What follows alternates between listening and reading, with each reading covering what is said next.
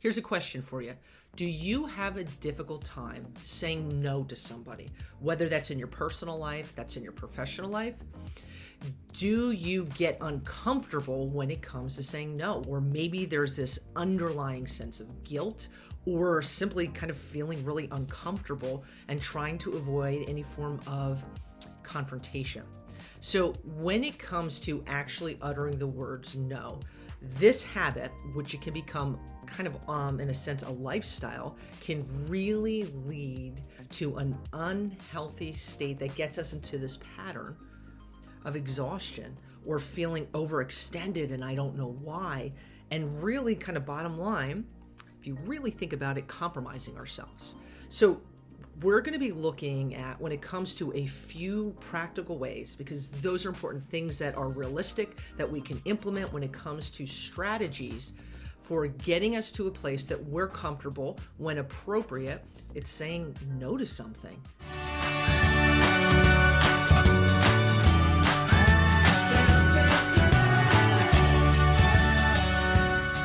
So what we're going to look at today is what I'm going to kind of call premeditated no's, right? We are not, when it comes down to it, valuing our own time. And when we don't value our own time, the people around us, the kind of offshoots, they're not valuing our time. And whether that's a subconscious thing or an unconscious thing, that's kind of what happens.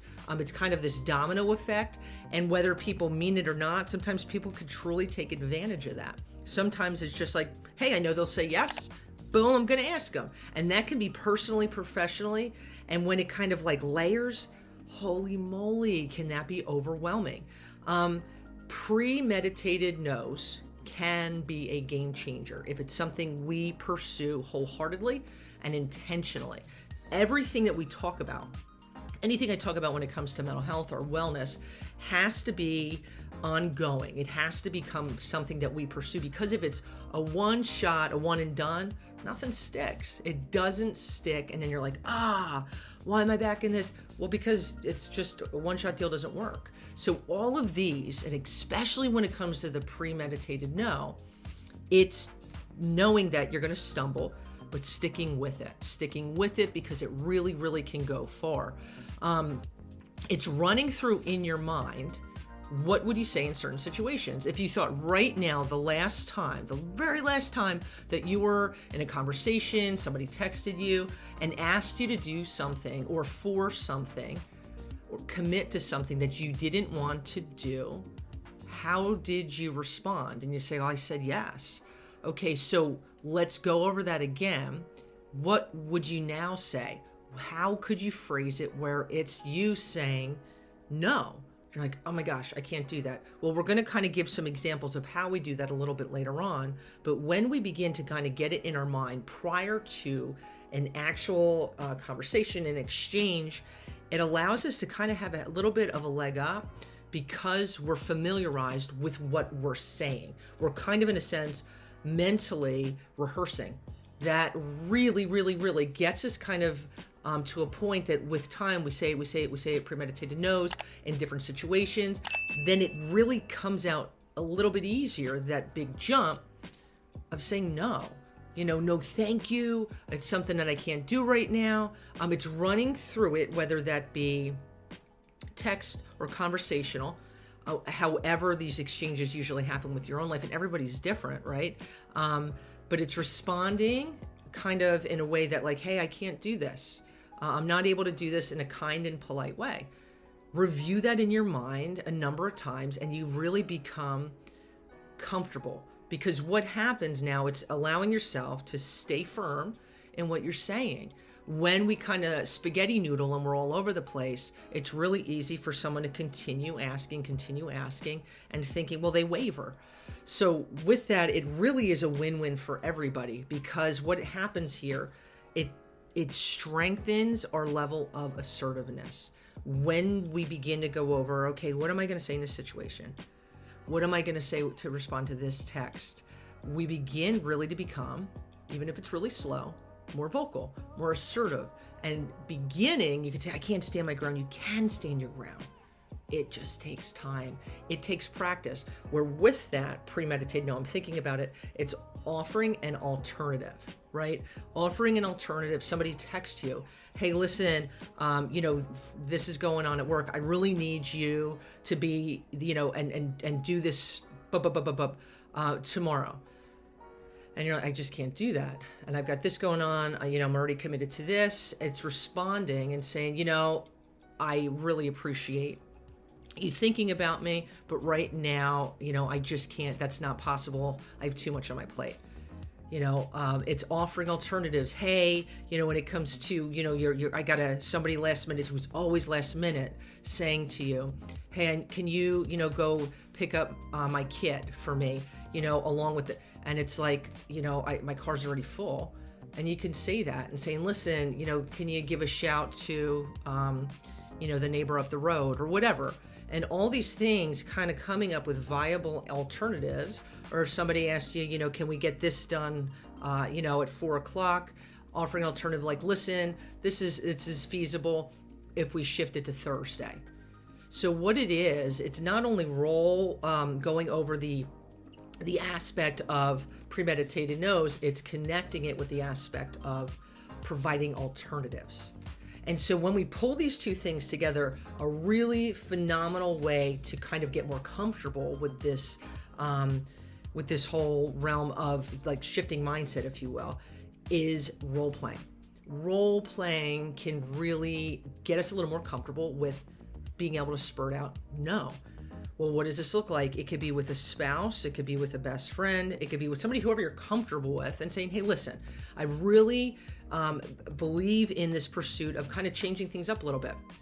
I know I've kind of been in a weird place where I'm in this pattern, I'm in this habit of yesing everything. And I realized, because this is a wonderful thing when we can reflect and kind of cast this on somebody else to let them know how we're feeling, kind of establishing some boundaries, and boundaries are so important, but putting out there saying, I need to learn how to become comfortable in different forms of communication, saying no, because I'm tired, because I'm overwhelmed, because I realize the pursuit of people pleasing and feeling uncomfortable just needs to be squished and needs to go away.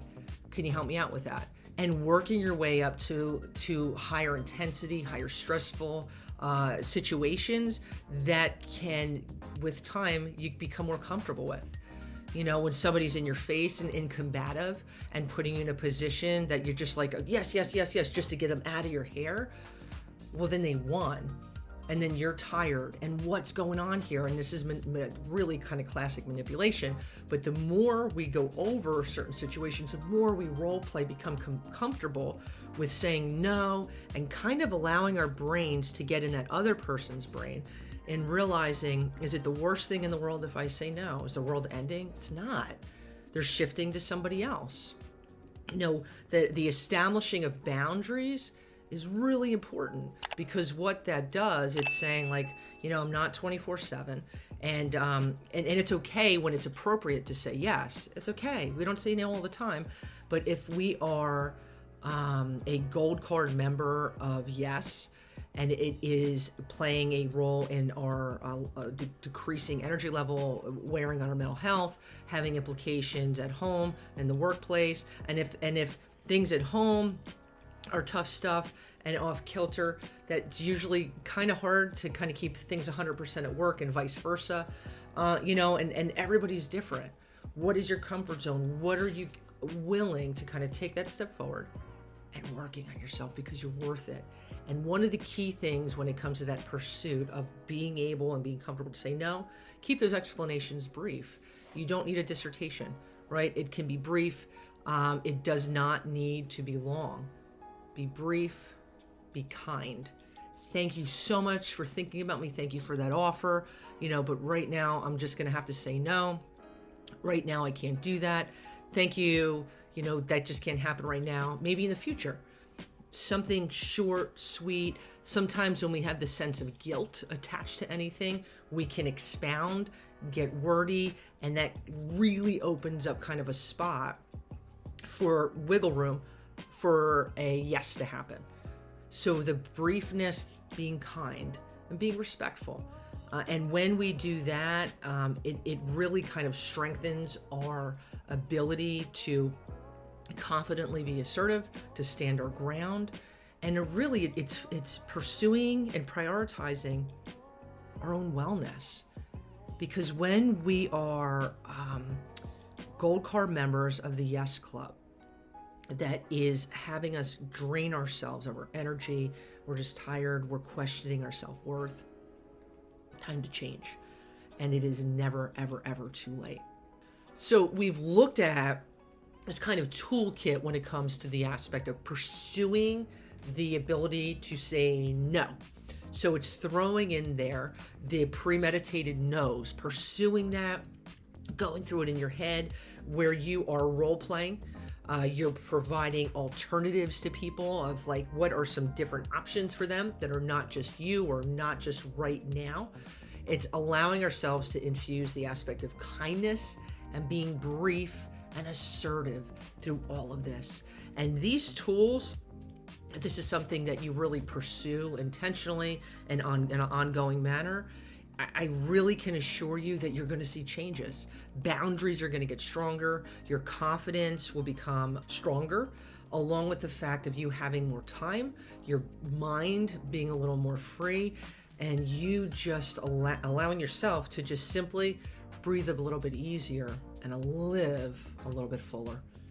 And that's pretty awesome if you ask me, my friends. So I want to say thank you for tuning in. If you enjoyed today's episode, be sure to give it a thumbs up. If you haven't already, be sure to subscribe. Thanks for tuning in and wishing you a tremendous amount of peace, love, and goodness.